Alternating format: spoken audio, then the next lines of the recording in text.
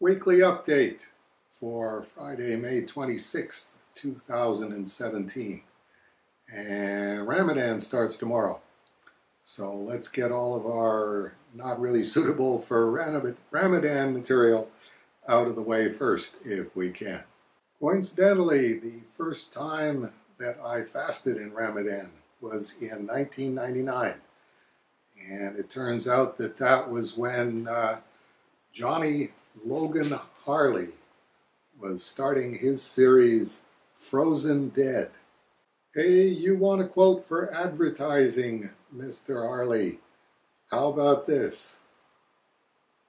Johnny Logan Harley's Frozen Dead makes Cerebus in hell with a question mark. Issue 4 in stores now. Look like My Little Pony. Nice My Little Pony cover there by Brenda Hickey from out east here in Canada.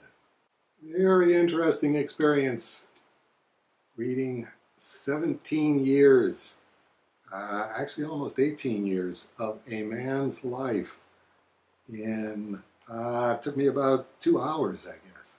Dan Fogel, our old friend from the Underground Price Guide, writes, for the past 17 years, Johnny's created his own underground universe with parodic incursions from mainstream media in Frozen Dead. The strip's title was borrowed from Johnny's contemporaneous horror rock band, and the lead character, Johnny Necro's stage name, was shared by the cartoonist. You see what this is doing to my voice just trying to talk about this stuff? Visually, Necro started out as a combination of two characters drawn in a, quote, drummer wanted, unquote, ad for the band. A drummer for a horror rock band? Just picture that. When the Frozen Dead started running in the University of Texas Daily Texan newspaper in 1999. See, the Daily Texan newspaper, Austin, you just know this is trouble. Our boy followed in the footsteps of a rich Austin underground comic scene. Yeah, you're talking about like Wilbert Sturgeon, Gilbert Sheldon, Jack Jackson, Jim Franklin. Rip-Off Press started there. I mean, really, when I say make Cerebus in hell look like My Little Pony, I'm not yanking your chain, folks. See, this is the cover of volume 2, and this is Johnny here, and this is Johnny's heart, Bret Hart. Get it? Bret Hart. And this is what it says on the splash page of volume 2. See, Johnny Necro only has one eye, so it says, read the book through the eye of Johnny Necro. Enjoy the comic in gloriously blurred FD Necrovision. So you you cut out your Necrovision glasses and you cut out only one eye hole. 100% better than having a poke in the eye with a sharp stick. And I guarantee it. Free with $25 purchase. Hey kids, ruin your comic. I can't. I can't show you the rest of it. If you really want to read the rest of the splash page of volume 2, it's going to cost you 25 bills. As you can see, I got copy number 94 out of 100. So if you want one, you better contact Johnny pretty quickly. Did I mention that Bret is Johnny's still living, still beating heart? Night of the Living Bret is volume 3. Bret enters our world. When there's no more room in hell, the Frozen Dead shall walk the earth. But don't take the word of a namby-pamby My Little Pony wannabe creator like Dave Sim. Listen to Tom Sullivan, the FX artist from the original Evil Dead movie. Just got my copy of Tales of the Frozen Dead and Johnny Necro Hates You, and I am now dead from laughing, rotting and dead. So I can enthusiastically endorse and recommend you die reading Johnny Logan Harley's Insane Comics. Let me know how it goes. Laugh in peace. Read it and weep with laughter. Wholesome family entertainment. Not an effing chance.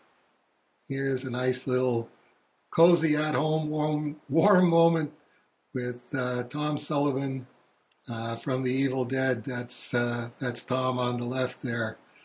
And that is your genial host, Johnny Harley. Has been creating Frozen Dead comics since it was first published in 1999. No one is quite sure if he created Johnny Necro or if Johnny Necro created him. Since 2008, his wife Anne-Marie has taken over editorial duties.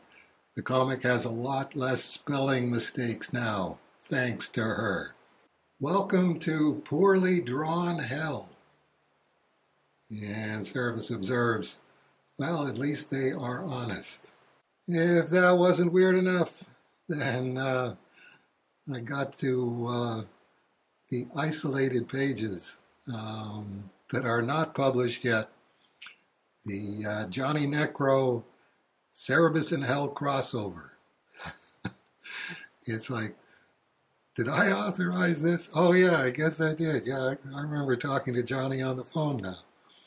So yeah, it's pretty interesting, and it's going to be an exception to the rule because Johnny just does graphic novels, doesn't put out a book until he's got a whole book to put out. But he's making an exception in this case. Cerebus in Hell with a question mark in Frozen Dead, number 1/2, R.I.P. 2017. Hell wasn't bad enough, Cerebus saying to himself in his Johnny Necro Elm Street Kid t-shirt from Aardvark Vanaheim and Johnny Harley's Random Insanity Productions. Google search Random Insanity Productions and the search engine should take you straight there, assuming you want to go there. Johnny and his wife Anne-Marie, the proofreader, both signed the I don't believe Dave Sim is a misogynist petition. And okay, major brownie points for Anne-Marie on that score. Thank you. There's not a lot of wives on the petition, but in the spirit of reciprocity, I proofread the entire Tales of the Frozen Dead as I was going through it, and photocopied pages where there were still a few typos left, and have mailed that to Johnny and Anne-Marie, so we can get those typos taken care of. Nothing you'd hate worse than being taken out of the story by a typo when you're reading The Frozen Dead. So I think it was a day later, 2 days later, I was walking up Frederick Street to go to the Frederick Street Mall for my groceries, and right in front of the same Frederick Street apartments where they had the grisly torso killing of the young girl a few years back, there was a dead rabbit on the sidewalk in front of me, and I thought, oh, that's a shame, roadkill. But as I walked past it, its chest had been cut open and the heart had been taken out, and the heart was sitting about 5 feet further in front of me. So I don't know if that's got anything to do with The Frozen Dead, but speaking of coincidences, why don't we check in with Colin Upton again? Colin Cthulhu. H.P. Lovecraft's Cthulhu, Gesundheit. 8 issues of Colin Cthulhu, where he pictures himself as the demon Cthulhu. And one of my favorite issues is issue number 5, At the Bathroom of Madness. Colin writes, I read all of Lovecraft. There's not much. And his mythos contemporaries and followers from block to Carter in cheap old paperbacks.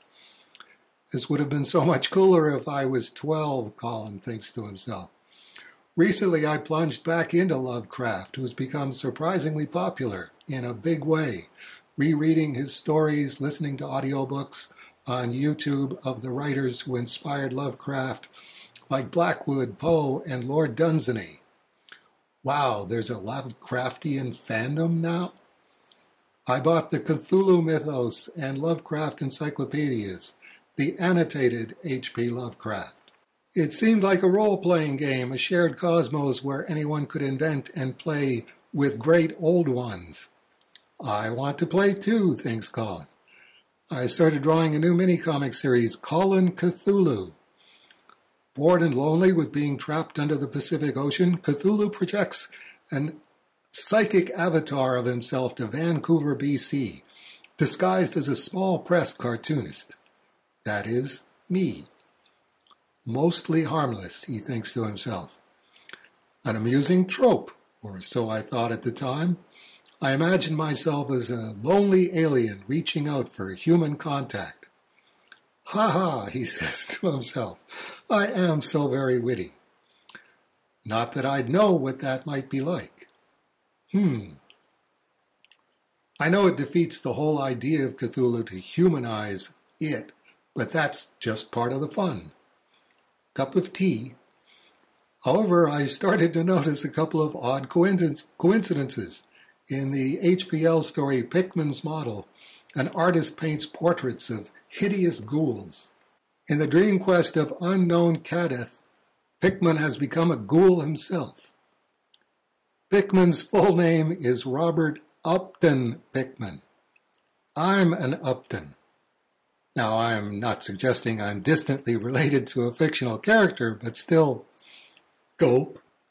It's a little odd, isn't it? In the story The Call of Cthulhu, the sleeping city of Ryla rises from the depths, releasing psychic mayhem on the planet. Ryla sunk back under the waves on April 2nd, 1957, for now ending the horror. Ah, crap, not again. Damn those stars. April 2nd is my birthday, thinks Colin. Okay, 23 years later, but still, it's strange. I'm just saying. Colin Cthulhu. 8 big issues. Actually, 8 little issues. Available from Colin Upton. Colin Upton at tellus.net, as always. And the capstone to the week was the arrival of my birthday present from Jeff Seiler, the Artist's Complete Health and Safety Guide, which I appreciate, Jeff, but my complete health and safety guide is prayer, fasting, reading scripture aloud, working, and keeping things like the Frozen Dead and H.P. Lovecraft and Cthulhu turned way, way down, and for 30 days every year turned completely off. I can't remember a time when I have been more ready for Ramadan. Okay, I hope to see a bunch of you next Friday on the 7th of Ramadan for the next weekly update.